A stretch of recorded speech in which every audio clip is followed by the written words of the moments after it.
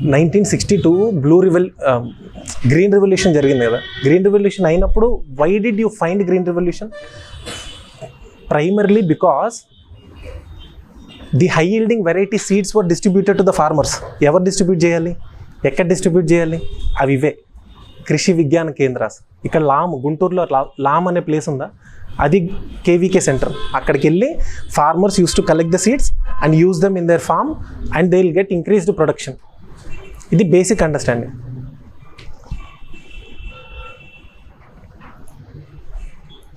Okay, first question. With reference to KVKs, consider the following statement. The genesis of KVKs can be traced to Second Education Commission under the chairmanship of Dr. D.S. Kothari. ఇది correct.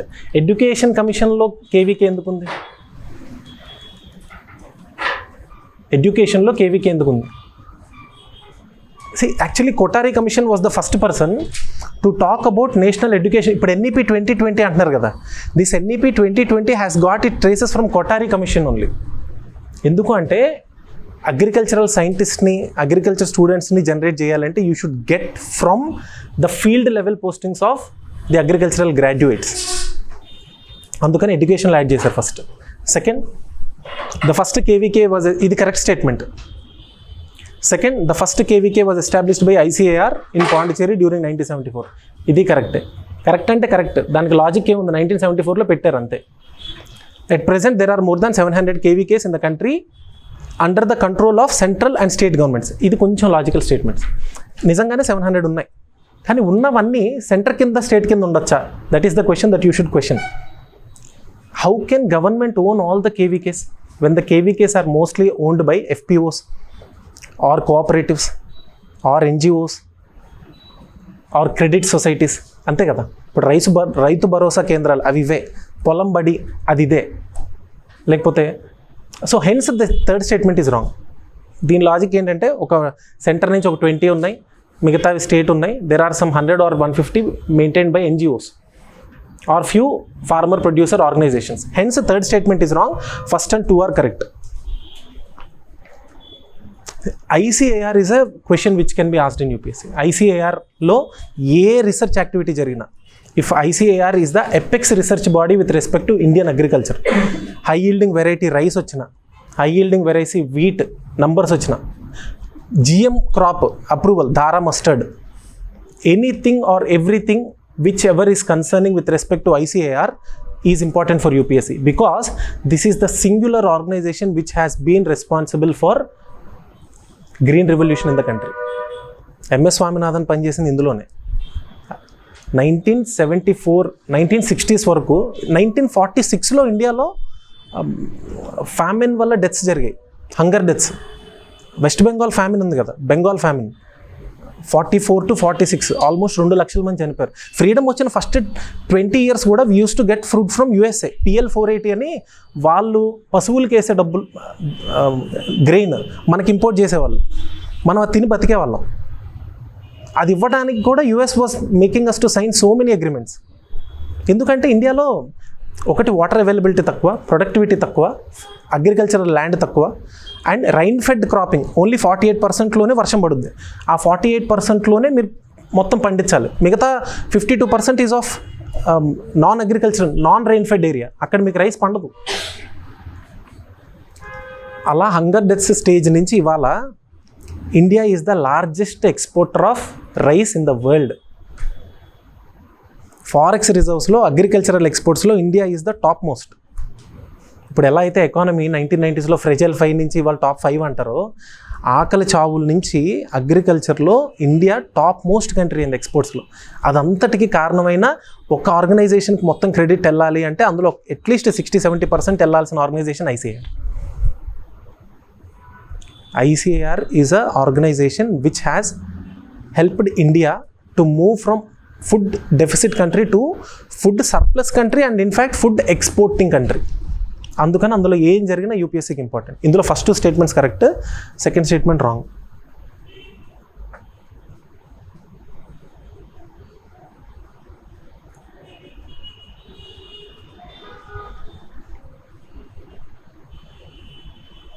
Okay, SCO is a permanent inter governmental organisation currently consisting of 9 member states. ఇది కరెక్టే. After SCO head state held in Uzbekistan in 2022, all member states agreed to create special working group for startups and innovation SWG. ఇది కరెక్టే.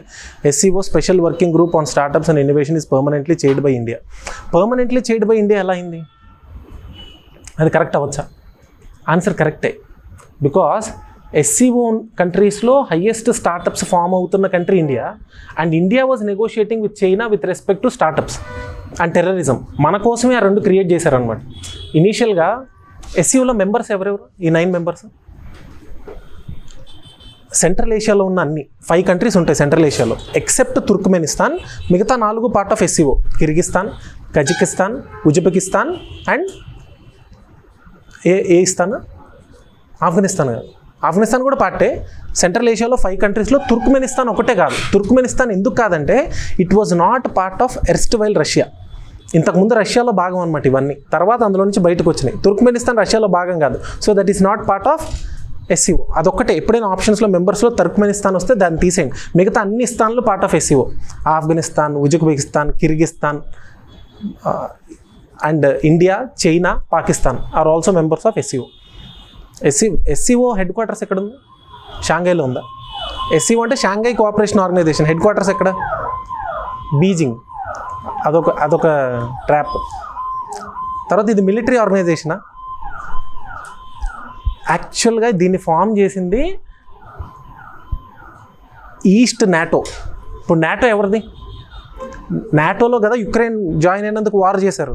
అలా eastern countries అన్నీ form అయ్యి వాళ్ళ security doctrine పేరే NATO. In eastern NATO is SCO అంటారు. అంటే military alliances ఉన్నాయి, security alliances, economic interest and also regional cooperation is part of SCO. But best part is ఇందులో RATS అనే మెకానిజం ఉంటుంది. RATS, regional anti terrorism squad. This is where China is cooperating with India in the grounds of terrorism, and China is also cooperating with Pakistan and Afghanistan also on the grounds of terrorism. అసలు terrorism పుట్టిన వాళ్ళతో terrorism గురించి, టెర్రరిజంను oppose చేయడానికి SCOలో మాట్లాడతాం. అది effective decisions అవుతాయా? అది India contention. So అందుకని దాన్ని, that is the reason why we are not part of BRI. SCO propose చేసి, చైనాదే కదా belt and road initiative. International relations ఏమన్నా అయిందా? అసలు ఏం అవ్వలేదా? అయిందా? కొంచెం. అసలు ఏం అవ్వలేదా? అయితే వదిలేండి. Next question. ఇందులో 3 కరెక్ట్. ఓకే, ఇన్ఫర్మేషన్ తెలుసుకోండి అంతే.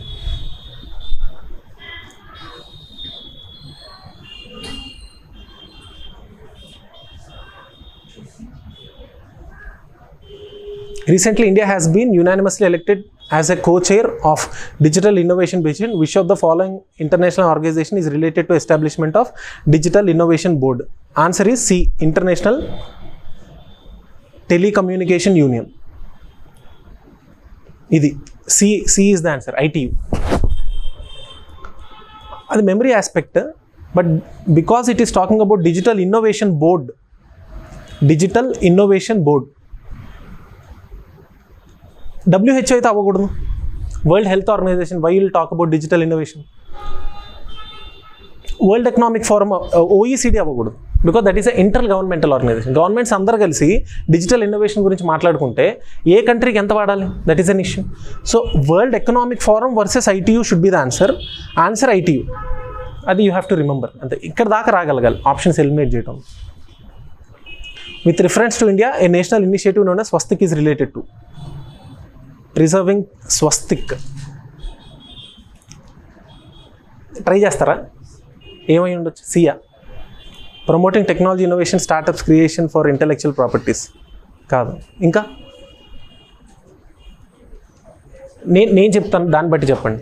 TKDL ఎంతమంది తెలుసు? TKDL అనే పేరు విన్నారా?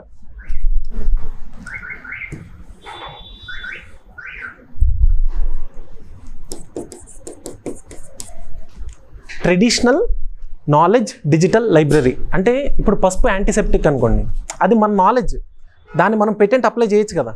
కానీ ఆల్రెడీ జర్మనీ అప్లై చేసింది, కెనడా అప్లై చేసింది.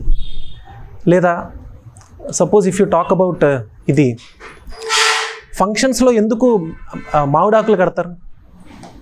లాజిక్ ఏంటి దాని వెనక? టైమా? ఎందుకు పాజిటివ్ ఎనర్జీ అనేది ఎక్కువ మంది ఉండటం వల్ల కదా? Correct answer. Mango leaves are the only plant which will continue transpiration even after being removed from the plant for a longer time. అదొక్కటే ఎక్కువసేపు దాని ఆకుల్లో నుంచి కూడా ఆక్సిజన్ ఇస్తుంది, కార్బన్ డైఆక్సైడ్ తీసుకొని స్టొమాటో వల్ల. సో ఎక్కువ మంది ఉన్నారు ఫంక్షన్లో, ఇంట్లో ఎక్కువ మంది, ఆబ్వియస్లీ మ్యాంగో లీవ్స్ ఉంటే క్లీన్ ఆక్సిజన్ వస్తుంది కదా. ఇవన్నీ మన నాలెడ్జ్, ఇండియన్ నాలెడ్జ్, కానీ వేరే కంట్రీస్ పెట్టేం చేస్తున్నాయి. అలా చేయకుండా ఉండడానికి టీకేడిఎల్ వచ్చింది, ట్రెడిషనల్ నాలెడ్జ్ డిజిటల్ లైబ్రరీ. దాని యొక్క సైంటిఫిక్ అప్లికేషన్లో సిఎస్ఐఆర్ ఫామ్ చేసిన బోర్డు పేరే స్వస్తిక్. ఇప్పుడు ఏది correct answer? Second option correct answer. అయితే నల్లపిల్లి వస్తే నేను బయటికి వెళ్ళను, ట్రెడిషనల్ నాలెడ్జ్, ఓకేనా? ఎవరైనా తుమ్మితే అపశకునం, నేను బయటికి వెళ్ళను, ఓకేనా? అది ట్రెడిషనల్ నాలెడ్జేనా? అది ట్రెడిషనల్ నాలెడ్జే కదా? రెండు ఒకటే కదా, ఏం తేడా ఉంది రెండింటికి? మీ అమ్మమ్మ చెప్పింది పసుపు పెడితే మంచిది అని, మీ అమ్మమ్మే చెప్పింది తుమ్మితే బయటికి వెళ్ళొద్దు అని. సో రెండు ట్రెడిషనల్ నాలెడ్జే, బికాజ్ సోర్స్ ఒకటే. మీ అమ్మమ్మ అన్టచబిలిటీ ప్రాక్టీస్ చేయమని చెప్పింది, లేకపోతే మీ అమ్మమ్మ అంటే it could be anything, inter caste marriages are wrong అని ఇంట్లో చెప్పారు, అది కూడా ట్రెడిషనల్ నాలెడ్జేనా? మరి ఏంటి? అండమాన్ నికోబార్లో ట్రైబ్స్ సునామీ వచ్చే 2 hours ముందే ప్రెడిక్ట్ చేశారు. ఇన్ఫ్యాక్ట్ 2 days ముందు నుంచి వాళ్ళకి ఇన్ఫర్మేషన్ ఉంది, ముందే చెట్లెక్కి పైన కూర్చున్నారు. సునామీ వచ్చి వెళ్ళిపోయింది. ఎయిర్ ఫోర్స్ అందరూ చచ్చిపోయి ఉంటారు, మొత్తం వాళ్ళ శవాలన్నీ తీయాలని వచ్చారు పైకి. చూస్తే ఒక్క డెత్ రిపోర్ట్ అవ్వాలి. వాళ్ళకి సీ యొక్క కలర్ బట్టి సునామీ వస్తుందని ముందే తెలుసు. ఎవరు చెప్పారు వాళ్ళకి? వాళ్ళ పూర్వీకులు చెప్పారు. అది ట్రెడిషనల్ నాలెడ్జ్. ఆ నాలెడ్జ్ ఏంటో మాకు చెప్పండి అని మీరు వెళ్ళారనుకోండి, బాణాలు వేసి ముందే బయట చంపేస్తారు. ఆల్రెడీ 3 చనిపోయారు, ఇండియన్ ఆర్మీ వాళ్ళే చనిపోతారు. ఎందుకు అంటే what I'm telling is effect. ఇప్పుడు ఒక ఫేమస్ పర్సనాలిటీ ప్రతి యూట్యూబ్లో కంటిన్యూస్గా వస్తాడు. ఎవరు? కాదు ఒక ఫేమస్ పర్సనాలిటీ, ఆయన 3 hours పడుకుంటే చాలు అని ప్రొపోనెంట్. 3 hours or 4 hours. ఒక ఫౌండేషన్, ఇషా ఫౌండేషన్ కూడా ఉంది. ఇషా ఫౌండేషన్ నడిపే వ్యక్తి, he was operated for brain bleeding in an emergency trauma. అంటే నిద్రపోవడం అవసరం, మీకు కన్విక్షన్ ఎక్కువ ఉంది కాబట్టి మీరు ఫాలో అవ్వండి 3 hours 4 hours, బట్ జనాల మీద రుద్దకూడదు. అదే కరెక్ట్ అయితే he should not fall sick. అది ట్రెడిషనల్ నాలెడ్జా? 3 hours పడుకోమన్నారు, 4 hours పడుకోమన్నారు, నేను మొత్తం 20 hours చదువుతాను యూపీఎస్సీకి అంటే అది ట్రెడిషనల్ నాలెడ్జ్.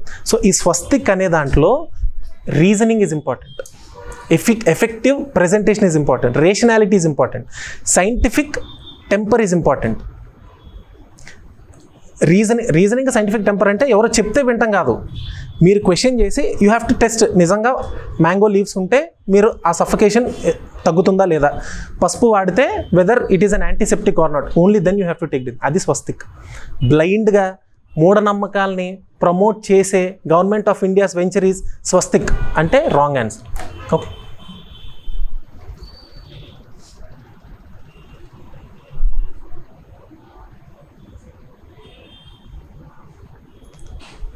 ఇది ఫ్యాక్చువల్ ఇన్ఫర్మేషన్. నిక్సీ అని ఒక ఆర్గనైజేషన్ ఉంది, 3 స్టేట్మెంట్స్ కరెక్ట్, చదువుకోండి. CSAT, national internet exchange of India was established in 2003 as a non-profit organization. NIXI under the aegis of MeitY. ఇది క్వైట్ ఆబ్వియస్, మీటీలోనే కదా ఇంటర్నెట్ యాక్సెస్ ఉండేది. Indian registry of internet names and numbers which provides allocation of registration అయిపోయింది. ఇలాంటి రావు. So all 3. Okay. Higher food inflation can create a divergence between core inflation, headline inflation in economy. Differences తెలుసా? కోర్కి హెడ్లైన్కి ఏంటి difference? Core, CPI, WPI, ఇక్కడ concept ఉంది, very important, తెలుసా?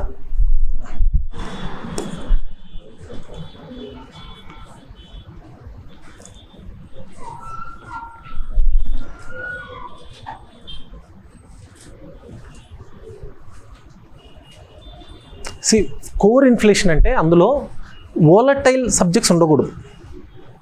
Core inflation అంటే అందులో ఎకానమీలో మారే ఫ్రీక్వెంట్ ఆస్పెక్ట్స్ అందులో ఉండకూడదు. For example food. ఫుడ్ అనేది రోజు మారిపోద్ది. ఇవాళ కేజీ టొమాటో 100 ఉంటే next week you will have 1 kg for 200. Last time జరిగింది. Or even onions also the same thing. So food is a primary agent which will determine core inflation. Fuel also. State tax ఎంత ఉంది, ఇక్కడ మీకు 110, కర్ణాటక 100, ఇంకో దగ్గర 200 ఉండొచ్చు. North east వెళ్ళారు అనుకోండి, అక్కడ మీకు ఇంకా ఎక్కువ ఉంటుంది. Special category states. ATF fuel. So food fuel subtract చేసేస్తే మిగిలేది కోర్ ఇన్ఫ్లేషన్. మరి ఇంకా హెడ్లైన్ ఇన్ఫ్లేషన్ ఎందుకు? ఈ ప్రతి దానికి ఒక పర్పస్ ఉంది. Weather it is CPI,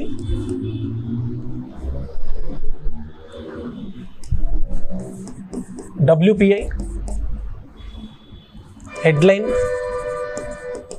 core, index of industrial production, purchaser manufacture index,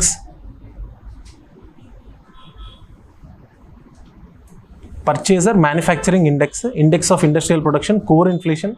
ఇంకా normal terms stagflation, hyperflation, reflation, disinflation, deflation, hyperflation, ఇవన్నీ టర్మ్స్. ఎకానమీలో రెసిషన్, 2 times రెసిషన్ వస్తే ఏంటి, 3 times రెసిషన్ వస్తే ఏంటి, దీస్ ఆర్ టర్మ్స్. బట్ ఇవి concepts. Services ఇందులో ఉంటాయి. సిపిఐలో సర్వీసెస్ ఉంటాయా ఉండవా? 2 things, గూడ్స్, సర్వీసెస్. వస్తువులు అమ్మటం, సర్వీసెస్ ఇవ్వడం, అంతే కదా. ఎకానమీలో there are only 2 things, goods and service tax, indirect tax. If you buy a good you have to pay tax, if you get a service you have to pay tax. మీరు ఇప్పుడు pen కొన్నారనుకోండి, అది good. Education, ఇక్కడ నేనేదో చెప్తున్నా, అది చెప్పేది service. You are paying some money for this service, so you will pay GST on services. So goods or services. ఈ CPI having both goods or services, or only goods or only services? Answer is both goods and services. Consumer అనే అతను ఎవరైనా అవ్వచ్చు కదా. Agricultural labour అవ్వచ్చు, లేకపోతే rural labourer అవ్వచ్చు. అతను సర్వీస్ కన్జ్యూమర్ అనే అతను, you are a consumer for the institute, you have taken service. బయటికి వెళ్ళి టీ తాగారు అనుకోండి, you are a consumer for the tea shop, but మీరు తీసుకున్నది గుడ్. టీ అనేది గుడ్. సో కన్జ్యూమర్ దగ్గర 2 ఉంటాయి. యూపీఎస్సీలో అట్లీస్ట్ ఈ సిపిఐ, WPI మీద ఎవ్రీ ఇయర్ ఒక క్వశ్చన్ ఉంటుంది. Every year. ఎవరు రిలీజ్ చేస్తారు అది? NSO, national statistical organization. WPIలో గూడ్స్ ఉంటాయా, సర్వీసెస్ ఉంటాయా? గూడ్స్ ఒక్కటే ఉంటాయి. ఎందుకు? హోల్సేల్లో మీరు సర్వీసెస్ కొనగలరా? ఇప్పుడు నేను క్లాస్ చెప్తున్నా, దీన్ని హోల్సేల్ అనేది ఉంటుందా? ఇప్పుడు బల్క్లో గూడ్స్ కొనొచ్చు, లేదా రీటైల్లో గూడ్స్ కొనొచ్చు. 10 బస్తాల రైస్ కొనండి హోల్సేల్, లేదా 1 kg రైస్ కొనండి retail. So WPI will only have goods, CPI will have goods plus services. ఇప్పుడు చూడండి, హెడ్లైన్ ఇన్ఫ్లేషన్ అంటే CPI is having everything in it. Goods, services అన్నీ ఉన్నాయి. అంటే ఇండియాలో అమ్మే అన్ని వస్తువులు ఇందులో ఉన్నాయి, సర్వీసెస్తో పాటు, గూడ్స్తో పాటు. ఇందులో నుంచి నేను ఓన్లీ ఫుడ్ ప్లస్ ఫ్యూయల్ తీసుకున్నాను అనుకోండి. Food plus fuel, they are volatile, ప్రతిదానికి మారిపోతూ ఉంటాయి. సో ఈ 2 తీసేస్తే నాకు వచ్చింది కోర్ ఇన్ఫ్లేషన్. ఈ 2 కాకుండా మిగతా గూడ్స్ ఉన్నాయి కదా, అంటే సర్వీసెస్ కాదు, ఓన్లీ గూడ్స్లో నుంచి ఫుడ్, ఫ్యూయల్ తీసేస్తే మిగిలిన గూడ్స్ ఉన్నాయి కదా, ఆ గూడ్స్ని హెడ్లైన్ అంటారు. సిపిఐ ఉండగా మళ్ళీ ఎందుకు హెడ్లైన్ ఇన్ఫ్లేషన్ క్యాలిక్యులేట్ చేస్తున్నారు? Group 2లో question, Group 1 economy paper question ఇది. Arrange the following terms in the increasing order. Headline, food, CPI, WPI. ఇండియాలో ప్రస్తుతం highest inflation is food inflation. ఈ ఇయర్ ప్రిలిమ్స్ రాసినా కూడా ఫుడ్ ఇన్ఫ్లేషన్ హయ్యెస్ట్. తర్వాత headline, ఆ వల్నరబుల్ తీసేసిన తర్వాత సిపిఐ మోడరేట్ చేశారు 5%, మానిటరీ పాలసీ, ఫిజికల్ పాలసీ వల్ల. Lastly WPI moderated because goods యొక్క ప్రొడక్షన్ పెరిగింది. Purchasers manufacturing index has gone beyond 50%. 50% కంటే ఎక్కువ ఉంటే మ్యానుఫ్యాక్చరింగ్ బాగా జరుగుతున్నట్టు, కాబట్టి WPI తగ్గుతుంది. నాకు WPIలో ఓన్లీ కొన్ని ఇండస్ట్రీస్, MSMEs అన్నీ ఉంటాయి WPIలో.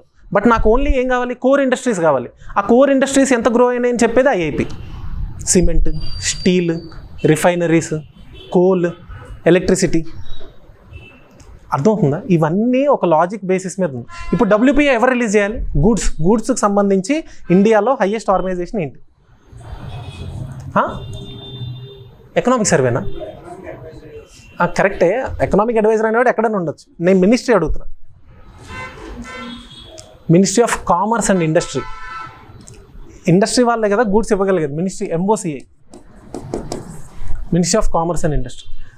ఇలా కాన్సెప్చువల్గా చదివితే ఒక్కసారి అన్నీ అయిపోతాయి. ఇప్పుడు నాకు అంత టైం లేదు ఎక్స్ప్లెయిన్ చేయడం, జస్ట్ ఇంతవరకు ఉంది. ఇప్పుడు చూడండి, higher food inflation can create divergence between core inflation and headline inflation in an economy.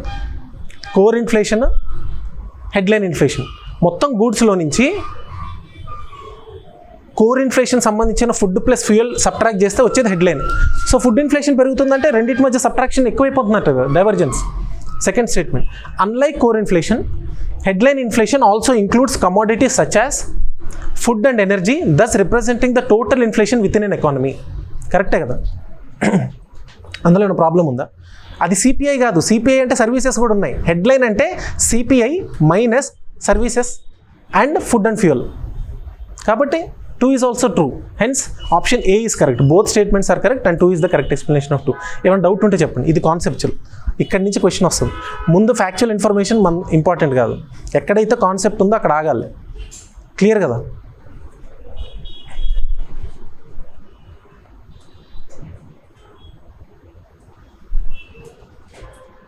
See, the Reserve Bank of India has recently issued omnibus framework for recognizing self-regulatory organizations for its regulated entities. ఇది correct statement. ఇది ఏంటంటే omnibus అంటే god is omnipotent, omniscient అంటే ఏంటి? Present everywhere. Omnibus అంటే ఏంటంటే a framework present everywhere in the country to every organization, అంతే, simple. ఏ ఆర్గనైజేషన్స్ చాలా ఉన్నాయి ఆర్బీఐ రెగ్యులేట్ చేసేవి. బ్యాంక్స్ అంటారా? బ్యాంక్స్లో ఎన్ని రకాలు? Foreign bank, domestic bank, scheduled commercial bank, regional rural bank,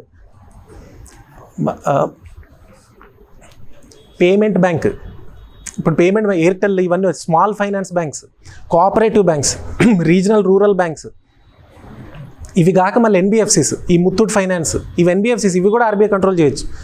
cooperative బ్యాంక్స్లో డీసీసీబీస్ అని ఉంటాయి, అవి సొసైటీ బ్యాంక్స్, సొసైటీస్ రిజిస్ట్రేషన్ కింద 1860 సొసైటీస్ యాక్ట్ కింద ఫామ్ అయ్యేవి.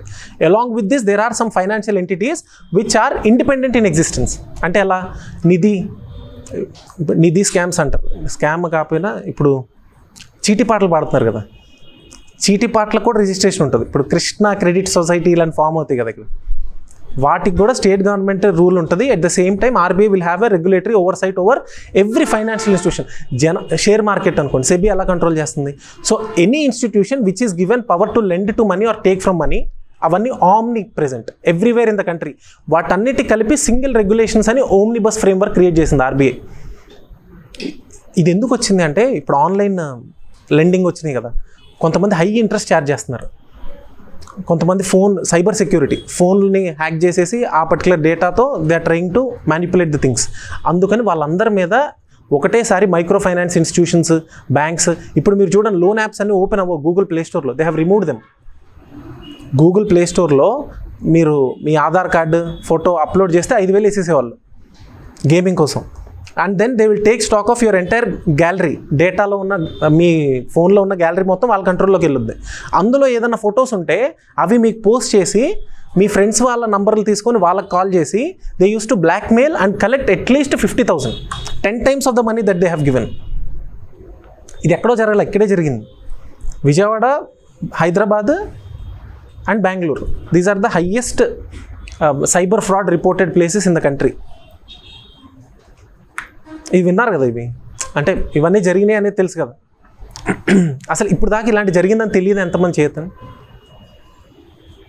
అందరికీ తెలుసు కదా. సో ఆమ్నిబస్ ఫ్రేమ్వర్క్ అనేది వీటన్నిటిని రెగ్యులేట్ చేయడానికి. Okay, second, reserve bank of India is interested with regulating the currency and credit system of the country. ఇది కరెక్టే, బట్ ఈ రెండుకి ఏమైనా సంబంధం ఉందా?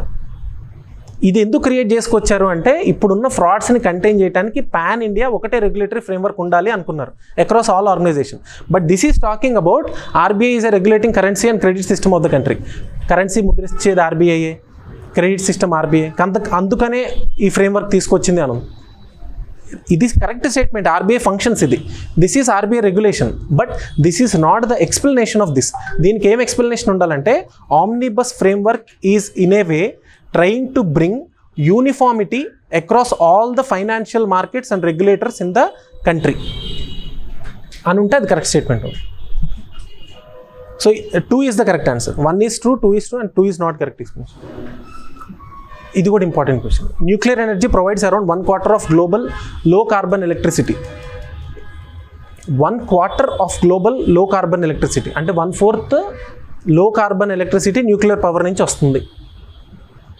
First statement. Second, nuclear energy the second largest source of low carbon electricity. First ఏంటి? Solar. So second statement, nuclear energy has been included in the global stock take agreement at the UN COP28 as part of solution for deep carbon. ఇది correct.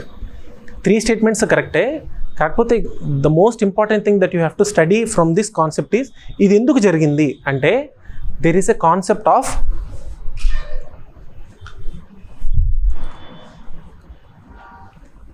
Small modular reactors. ఇక్కడ question వస్తుంది, ఇది UPSC క్వశ్చనే. ఏంటవి? Nuclear reactor అంటే కుందన్కులం లేకపోతే తారాపూర్, ఇలా పెద్ద పెద్ద ప్లాంట్లు కదా మనం చదువుకొని ల్యాండ్ ఎక్విజిషన్ జరిగాయి. ఇదేంటంటే పోర్టబుల్ న్యూక్లియర్ రియాక్టర్. మీ ఇంట్లో పెట్టుకోవచ్చు, ఒక చిన్న ఏసీ అంత ఉంటుంది అంతే. ఆ కూలర్ ఉండేది కదా వాటర్ పోసేది, సేమ్ అంతే. ఆ కూలర్ అంతా మీ ఇంట్లో పెడితే దాంట్లో న్యూక్లియర్ ఫిషన్ రియాక్షన్ జరుగుతుంది. Hydrogen will break. Fission, fusion అవి తెలుసు కదా. సన్లో జరిగేది ఫిషనా ఫ్యూజనా? సన్లో ఫ్యూజన్ అవుతుంది. ప్లాస్మా ఎలా గుర్తుపెట్టుకోవాలి? SUN sun, fusion FUSION. Fission అంటే బ్రేక్ చేయడం. ఇప్పుడు అటామిక్ ఎనర్జీ, అటామిక్ బాంబ్, ఇది ఫిషన్. ఓకే, ఫిషన్ రియాక్టర్ మీకు మాడ్యులర్ స్మాల్ రియాక్టర్స్ రావడం వల్ల ఎవరికి వాళ్ళు చిన్న చిన్న సైజుల్లో కూడా న్యూక్లియర్ పవర్ని జనరేట్ చేయగలుగుతున్నారు. కానీ అది అన్కంట్రోల్ అయిపోతే బ్లాస్ట్ అయిపోతుంది. అది సెక్యూరిటీ కన్సర్న్స్. అందుకే we're very very safe with respect to IAEA standards, NPT non proliferation treaty, ఆ ఓపెన్ హైమర్, అవన్నీ ఈ కాంటెక్స్లోనే. ఇది రావడం వల్ల ఏమైపోయిందంటే most of the people are able to get nuclear energy as a household entity. అందుకని 3 statements correct. But this is the conceptual clarity that you get. ఇన్ని రోజులు ఎందుకు కాలేదు, ఇప్పుడు ఎందుకు అయిందంటే ఇది reason.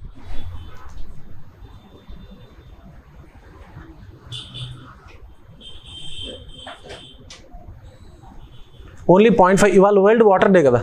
0.5% of the water on earth is usable and available fresh water.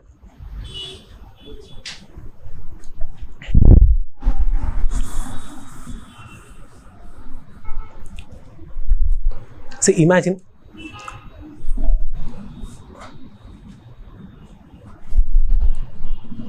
$100 liters of water ఉందనుకోండి మొత్తం ఎర్త్ మీద. 100 liters of water. Out of this 97 liters are ocean water. Only 3 liters are drinking water.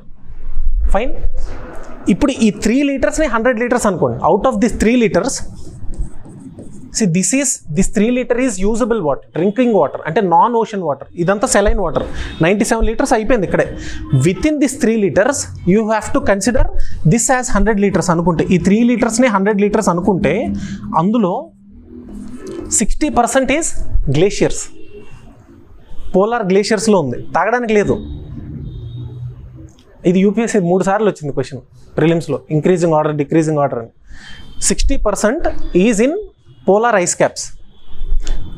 29.5% ఎంతో is in underground. ఇప్పుడు underground water ఉంటుంది కదా, bore వేస్తే భూమి మొత్తం మీద వాటర్ ఉంది, అది అండర్ గ్రౌండ్. అంటే ఎంత మిగిలింది? 0.5%. That is surface water. ఆ సర్ఫేస్ వాటర్ని 0.5 లీటర్ని సర్ఫేస్ వాటర్ అనుకొని దీన్ని 100% అనుకుంటే ఇందులో highest share is in lakes, next is in rivers, next is in swamps. అంటే రివర్స్లో ఉండేది ఎంతో చూడండి మొత్తం వాటర్. 100 లీటర్లో నుంచి తాగేది 3 liters. ఆ 3 litersలో 60% is in ice caps. You hardly have 30% underground water. ఆ అండర్ గ్రౌండ్ వాటర్లో నుంచి ఇది Indian case within this 29% in India ground water డిఫ్యూజన్లో 72% is extracted for agriculture. Underground వాటర్లో 72% అగ్రికల్చర్ వల్ల తీసేసుకుంటారు. రిమైనింగ్ ఎంత ఉంది? 18.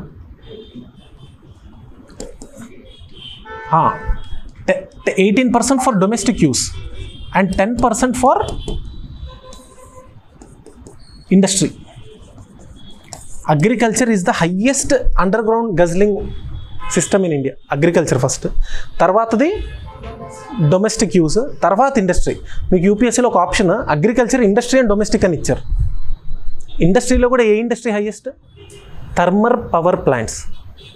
ఇప్పుడు ఇక్కడ Narla Tatarao thermal power station, huge water ఉంటుంది అందులో, చాలా వాటర్ యూజ్ అయ్యింది.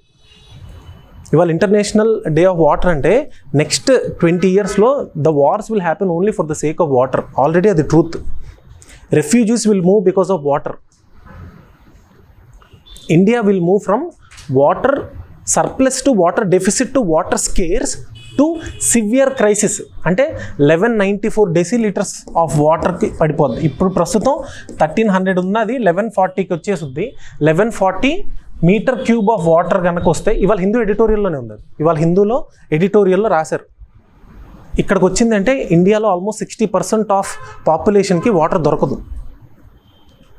మీ Jal Jeevan mission, rain water harvesting, లేకపోతే accelerated irrigation programme, per drop more crop, Pradhan Mantri Krishi Sinchai Yojana, Amrit Dharohar అంటే అమృత్ సరోవర్ అని 75 లేక్స్ కన్స్ట్రక్ట్ చేయాలి. Everything are aimed for water only. అసలు వాటర్ ప్రొవైడ్ చేయలేకపోతే స్టేట్ ఫెయిల్ అయినట్టే కదా. ఇండియా ఎందుకు ఇజ్రాయెల్తో చాలా ఎక్కువ ఫ్రెండ్లీ రిలేషన్షిప్స్ ఉంటాయి అంటే the biggest reason is Israel is the only country which is having the technology for desalinising the ocean water and use it for drinking. వాళ్ళకి ఇక్కడ ఆ టెక్నాలజీ ఉంది, ఇంకెవరికి ఆ టెక్నాలజీ వాళ్ళు ఇవ్వరు. Clear? So water is the next most important. ఇందులో 3 statements correct.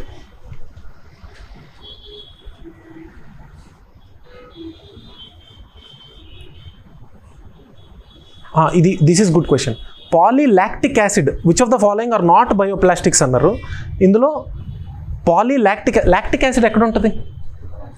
కర్డ్లో ఉంటుంది కదా. సో కర్డ్లో ఉండి చాలా కర్డ్ మాలిక్యూల్స్ ఉండటం వల్ల అది బయోడిగ్రేడబుల్ అవ్వాలి కదా, bioplastic. So 1 should be there. Okay, next polypropylene. ఇదేంటంటే ప్యాకేజింగ్లో వాడే ప్లాస్టిక్ కాదు. ఇప్పుడు సపోజ్ మీరు